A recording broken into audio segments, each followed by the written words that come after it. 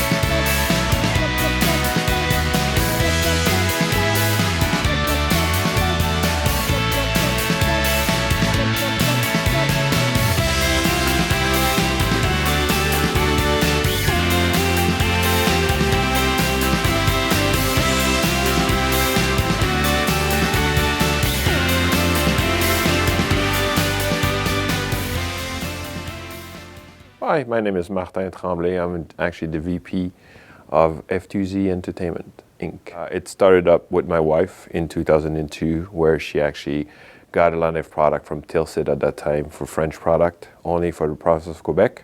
And I joined her in 2003 with Martin Bouchard also. So we were three working out of our basement at that time. Hi, I'm Lynn Boutillette, and I'm the manager of communication at F2Z. So F2Z first started with Philosophia, that is the brand, the French brand of F2Z. So we've started as a distributor, so we were distributing in Canada. And then we started editing with Catan and with different games like Carcassonne, and we've started added games, and we've started with the edition. So then we had Z-Man that came into our family. So we've became bigger and bigger with pandemic and with all the other games that just came in after. And we've added pretzel games with Flick 'em Up and now Junkard coming up at Gen Con. And we've just added last year also Plada teams with the gorgeous and fantastic game Dead of Winter and all the rest of the brand with Mice and Mystic and Ashes also. That is fantastic. So the warehouses here works separately, so we separate the brand, so we have all the Z-Man, but we are also distributor in Canada of Asmodee, like Days of Wonder also, and we have also ABBA that we are also distributors of. So we have a big warehouse, and we even needed some more space, so we took another building and we took the warehouse over there also because we wanted to have more space for the Christmas time and for all the time that we needed to have that space for the containers to come and to drop stuff and then to ship it back. So in total now we are close to 55, 60 person working for F2Z now. So there is people here at the office. We have a team of creative team that we do and creates the games. So it's at the 19th, so the other office. Here we have people from communication. So all my team here works with the Facebook and the reviewers and the websites and Twitter and everything, and doing videos. And we have the sales teams also that is doing all the part of selling for sure. And we have also other offices around the world. So we have an office in Germany where we have all the foreign partners are taken care of in Germany, and we have an office also in France with Vasel, and we have also in the beautiful Dallas we have the Pladat boys there, and so the office is over there. So in total we are close to 60.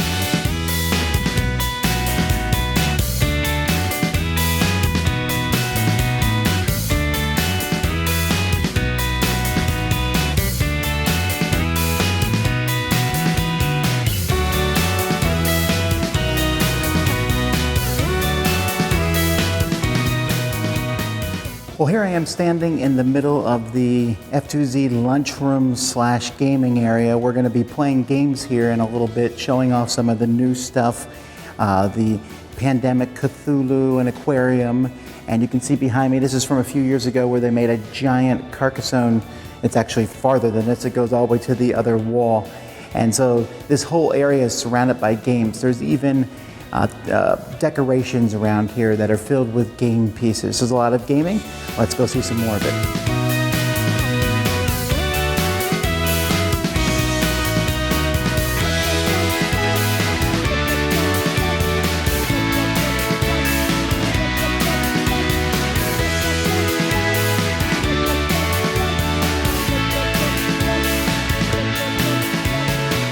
So here we're looking at the expansion coming up for Flick 'em Up. This is the Red Rock Tomahawk expansion. Now this is not 100% complete, right? This is pretty close. Yes, this is pretty close. The first thing is the weapon the Native Americans use. They will use a bow and arrows like this. I will start with this one. So first you install the bow like this. So I won't do it because I fix it just to make sure for the demo it will come like this. And to shoot, I take an arrow, put it just here, and just shoot like this. Oh, okay, I gotta try that. All right. And you can use your thumb to shoot. Oh, now doesn't that seems almost more powerful than the gun bullets, right? Not exactly, because you have to manage it. Sometimes players have more difficulty to shoot with the bow and the arrow. It depends on the players. So like the other expansion, you have mini games at the beginning to just try the bow and. Oh, okay. And you'll see the cowboys here have the hats that they'll switch to the different sides to show what turn it is. And then the Native American has a feather, which switches. So kind of flips over to the other side. Like this. All right, cool. Yeah. Cool. What else is in this expansion? I see this. This looks like a Gatling gun. Yeah, the Gatling gun is used by the cowboys. So. All right, let's hit some gangsters up here. All right. And you put the bullet like this, not in a perfect column, but like this, and you shoot.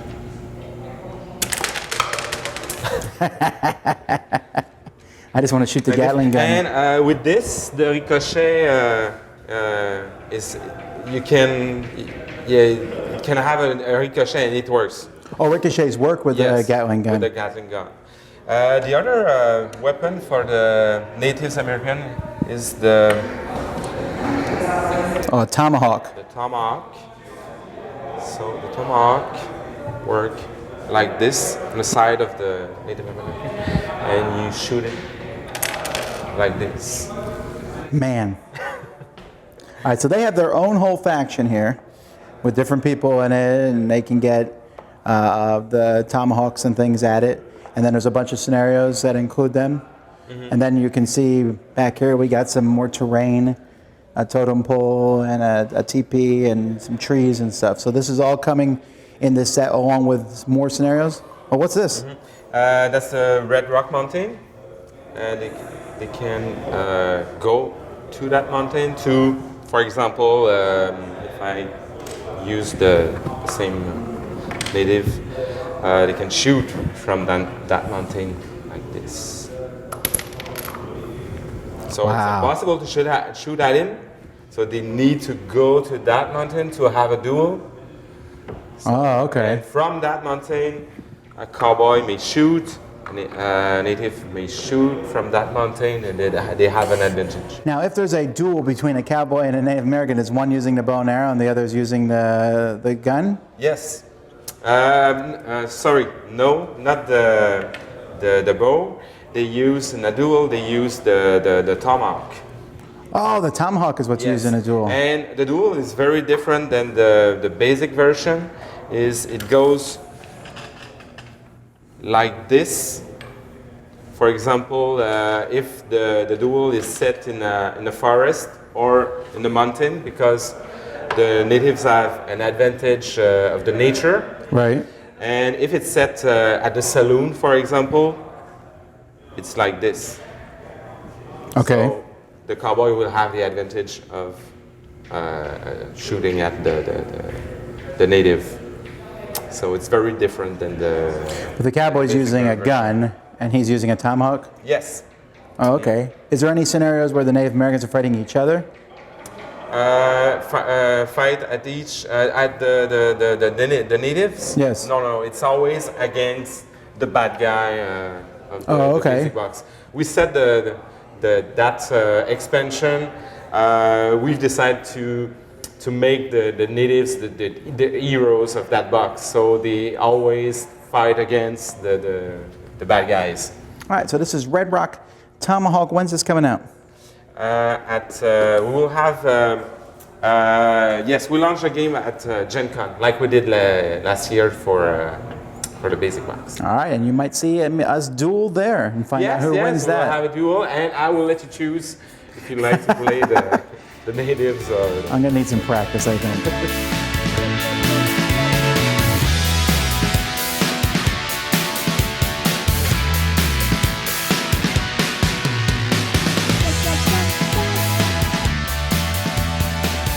Here we're taking a look at Dead of Winter, The Long Night. Now this is a sequel slash combinable game. It works with Dead of Winter. You can mix them together. You can take characters and events from one and put them in the other. It essentially, at its heart, is Dead of Winter, except this one has lots of extra things. It has strange and unusual, nasty zombies that are going to show up and attack you and have different special powers. It has despair tokens, which people can get through various reasons. A lot of the cards have to do with that. And so if you like Dead of Winter, you're going to like this one. If you don't like Dead of Winter, I don't think this one's going to change your mind. It's just a few good things, but mostly bad. Okay, now we're taking a look here at Caravan. Now I'm a little confused here because I'm seeing the Spice Road edition and the Crystal Golem edition. These are two games in a series? Well, it's actually both the same game with different editions. So the game is the exact same thing, but the visual was made especially for the Euro market and for the American market due to popularity level, actually. So yeah. So we presented the Crystal Golem edition with the metallic style visual, and the Spice Road edition is mostly Euro, so the main components are made of wood. All right, so we're looking here, and I'm seeing a lot of. This is the Crystal Golem version that we're looking at. Yeah. So what is the game? What are you essentially trying to do here? The goal is every single player has a caravan in front of them. These are hidden cards that you actually have in your hands, and you have 9 spots in your caravan. The goal is to actually fight to go and get components here, which are crystals, to go and grab certain points on the table, which are locked cards in here. So on every single turn, the way that it plays is you can actually go grab a card from the market here. The first card is always free. And so every single card that you have goes in your hand, and you can actually drop one to actually go and grab the components that are on them, to actually build the point cards that are here by paying the amount of diamonds that are here. That's mainly it's extremely quick. It lasts about 15-20 minutes per gameplay. Oh, it's a really short game. It's a very short game, yeah. When's this one going to be out? It's coming out. I think it's going to be released Essen, probably this one. It might be before that. I'm not too sure 100%. But so this is not the final edition. Of course, it's a plastic edition, so the cards are going to be it's final visual, but different. All right, so that is Caravan, the Spice Road edition, and or Crystal Golem.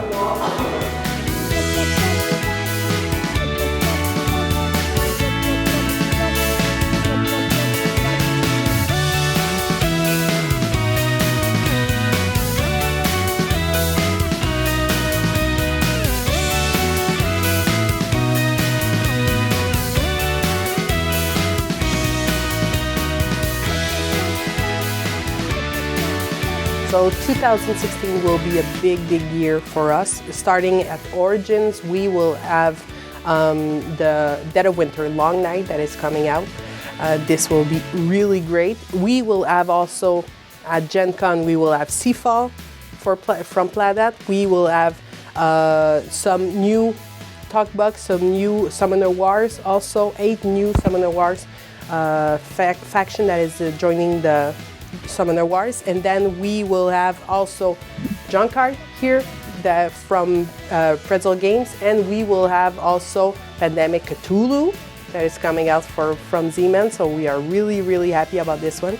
And there's so much games coming up also. We will have Caravan that will be from Z-Man. For Essen, we will have also what will be, I think it's that, Caravan. Oh, also from Gen Con, we will have Merchant Marauders Broadsides. So this will be a big 2-player games. There's Aquarium coming up, and today, well, Tom will get the chance to play it all. I think F2Z has a great future. We have some good product, good IP lined up for this year and next year also. Actually, we're not allowed to show anything on Pandemic Legacy Season 2. I heard about it. That's the only thing that I've seen about it is I haven't seen it. I have heard about it, and everybody's kind of saying that it's going to be even better than Season 1. And now I'm back here in Homestead, Florida. I had a great time from the people who opened up their home that I could go play games while I was up in Montreal. It was just an amazing time of fun and getting to see the F2Z headquarters and their warehouses and their games. Guys, they have some really amazing games coming out this year. I had a chance to play the Pandemic Cthulhu, which was fun. I had a chance to play Holmes, which is a sort of Hanabi style game. The game that impressed me the most, though, of all the different games that I played was Caravan. This game feels like a Spiel des Jahres nominee, a Splendor killer to some degree. I was very impressed with it. That was probably my favorite game that I played while there. I'm really looking forward to see some of this stuff coming out over the next few months, over the rest of 2016, and I hope that you got a chance to see a little bit behind the curtain there. Anyway, this is Tom Vasel, and you've been watching The Dice Tower. Once again, thank you to F2Z Entertainment and everyone who hosted me. I'll see you guys next time. Thanks so much for watching the Dice Tower videos. Find more great videos and reviews as well as our top-rated audio podcast at Dicetower.com. You can also find other great shows at Dicetowernetwork.com. I'm Eric Summerer, and you've been watching The Dice Tower. The Dice Tower is sponsored by Cool Stuff Inc., where you can find great games for great prices. Cool stuff in stock. Check them out at CoolStuffInc.com.